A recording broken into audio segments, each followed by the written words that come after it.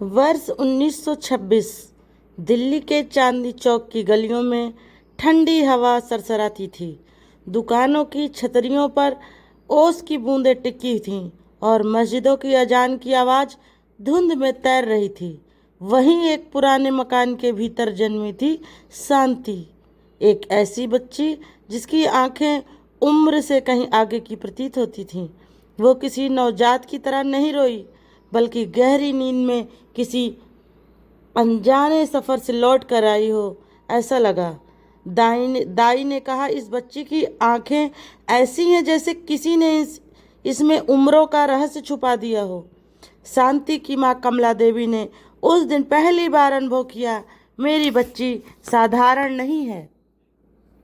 जब शांति 2 साल की हुई तो उसने बोलना शुरू किया, मगर उसके पहले शब्द माँ या बाबा नहीं थे, बल्कि एक रात जब वह सो रहे थे, वह उठी और बुदबुदाई, गोपाल मंदिर की घंटी क्यों नहीं बजी आज। कमला देवी ने सोचा बच्ची कोई सपना देख रही है, लेकिन धीरे धीरे शांति की बातें डरावनी होती गईं। मेरा असली घर तो मथुरा में है, यहाँ क्यों रखा है मुझे? माँ, मेरी चूड़ियाँ कहाँ हैं? मैंने तो संदूक के नीचे रखी थी। मेरे पति कपड़े की दुकान चलाते हैं, आज दोपहर में वे सफ़ेद कुर्ता पहनेंगे। कमला देवी के रोंगटे खड़े हो जाते। जब शांति 4 साल की हुई तो उसने अपनी माँ से पत्र लिखने की जिद की। किसे पत्र लिखना है बेटा? केदारनाथ को। उसने जो नाम, पता और दुकान का विवरण बताया, वह पूरा मथुरा का सटीक वर्णन था। पत्र जब वहां भेजा गया तो उत्तर आया, हाँ, मेरी पत्नी लुगदी देवी की मृत्यु 4 वर्ष पूर्व हुई थी और जो बातें आपने लिखी हैं वो सच हैं। अब ये केवल कल्पना नहीं थी, यह कोई अदृश्य सत्य था जो शब्दों में आकर आकार ले रहा था। शांति देवी को जब मथुरा ले जाया गया, तब वहाँ का हर कोना, हर गली, हर मोड़ उसके जहन में था। वहाँ मानो वह वहाँ हर दिन जिया करती थी। एक मोड़ पर उसने कहा, यहाँ बाईं ओर एक मंदिर है जहाँ मैंने प्रेगनेंसी के दौरान व्रत रखा था। मंदिर वहाँ था। उसने घर पहचान लिया, सीढ़ियाँ चढ़ी और बोली, इस दीवार के पीछे मेरी बेटी खेलती थी। जब उसकी बेटी सामने लाई गई तो शांति ने उसे छाती से लगा लिया और फूट फूट कर रोई, तू इतनी बड़ी हो गई और मैं तुझे छोड़कर चली गई। मथुरा की धूल भरी गलियों में उस दिन सूरज भी चुप था। केदारनाथ एक सीधा साधा व्यापारी जिसने 4 वर्ष पूर्व अपनी पत्नी को खो दिया था, दिल्ली आया था। दिल में संदेह, आंखों में बेचैनी और हाथों में वो पत्र जो एक 4 साल की लड़की ने उसे लिखवाया था। जब वह कमरे में दाखिल हुआ, शांति देवी ने उसे एकटक देखा। तुम वही हो? पर अब आंखों में लज्जा है। क्या तुमने दूसरी शादी कर ली? केदार का चेहरा पीला पड़ गया। उसने किसी से ये बात नहीं कही थी। शांति ने आगे कहा, मेरे देहांत के बाद तुमने मेरी चूड़ियाँ कहाँ रखी? मैंने तुम्हें वचन दिलवाया था उन्हें मेरी बेटी को देना। कमरा एकदम शांत हो गया।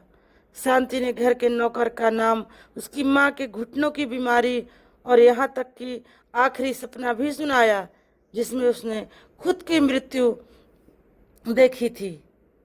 जब यह बात पूरे देश में फैल गई तो अंततः यह खबर महात्मा गांधी तक पहुंची। उन्होंने कहा, हमें इसका सत्य जानना चाहिए। यह मात्र अंधविश्वास हो या आत्मा की पुकार, सत्य का पता लगाना जरूरी है। एक जांच समिति बनी जिसमें डॉक्टर, पत्रकार, इतिहासकार और न्यायविद थे। उन्होंने शांति की बातों को परखने के लिए उसे बिना किसी जानकारी के मथुरा भेजा। जैसे ही वह स्टेशन पर उतरी, उसने कहा, यह स्टेशन बदला नहीं है। यहाँ बाईं ओर मिठाई की दुकान थी, अब शायद बंद हो गई है। यहाँ वहाँ पुरानी टूटी दुकान थी। खिड़की पर अब भी गुलाब जामुन एक आना लिखा था, धुंधले अक्षरों में। शांति देवी को उस घर में ले जाया गया जहाँ लुगदी देवी कभी रहा करती थी। बिना किसी मार्गदर्शन के उसने घर के भीतर का नक्शा समझाया। कौन सा कमरा पूजा का था, कहाँ संदूक था जिसमें चूड़ियाँ छुपाई थीं और कहाँ वह अंतिम बार केदार से लिपट कर रोई थी। सब कुछ सच निकला। उसने एक पुराना कपाट खोला और अंदर से धूल में लिपटी चूड़ियों की जोड़ी निकाल कर कहा, मैंने यहाँ रखी थी और तुमने इन्हें कभी मेरी बेटी को नहीं दी। केदारनाथ की आंखें भर आईं। वह नतमस्तक हो गया। शांति, मैं तुम्हारा अपराधी हूँ। मैं तुम्हें भूल नहीं पाया, पर तुम्हारी वाणी सुनकर जीवन भर डरता रहा। जांच समिति के सदस्य भी स्तब्ध थे। डॉक्टरों ने कहा, कोई बच्चा 4 साल की उम्र में इतने सटीक तथ्य नहीं बता सकता। यहाँ ना हिप्नोटिज्म हुआ, ना ब्रेन वॉश। फिर कैसे? एक वैज्ञानिक बोला, या तो हम इस आत्मा की यात्रा को स्वीकारें या विज्ञान की परिभाषा बदलें। शांति ने मथुरा छोड़ दिया। वो यहाँ नहीं रह सकती थी, क्योंकि अब वह ना तो लुगदी थी न पूरी तरह शांति। उसने अपने अतीत को स्वीकारा, पर भविष्य की ओर बढ़ने का संकल्प लिया। दिल्ली लौटने के बाद वह कभी कैमरे के सामने नहीं आई।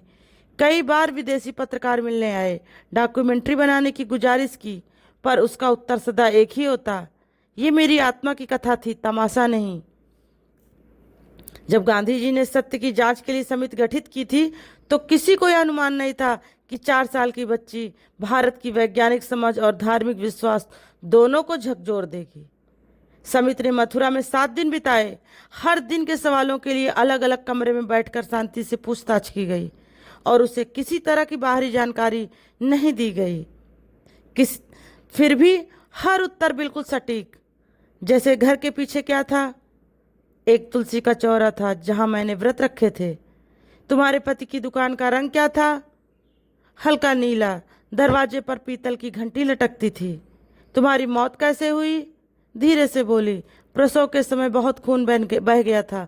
केदार ने मुझे अस्पताल ले जाने की कोशिश की थी, पर देर हो गई। यह बयान अस्पताल के रिकॉर्ड से मेल खाते थे। शांति ने मथुरा से लौटने के बाद कभी पीछे मुड़कर नहीं देखा। उसने कोई सार्वजनिक बयान नहीं दिया, कोई धार्मिक संस्था से नहीं जुड़ी। वह एक साधारण जीवन जीती रही। स्कूल गई, कॉलेज किया, नौकरी की, कभी शादी नहीं की। उसने एक बार अपनी माँ से कहा, मैं एक बार पहले पत्नी और माँ बन चुकी हूँ, अब मेरा काम केवल देखना और सीखना है। कुछ सालों बाद जब एक पत्रकार ने पूछा, क्या आपको अब भी अपने पिछले जन्म की याद है? शांति मुस्कुराकर बोली, अब वो याद नहीं, बस एक भाव है, जैसे कोई गीत जो दिल में रह गया हो।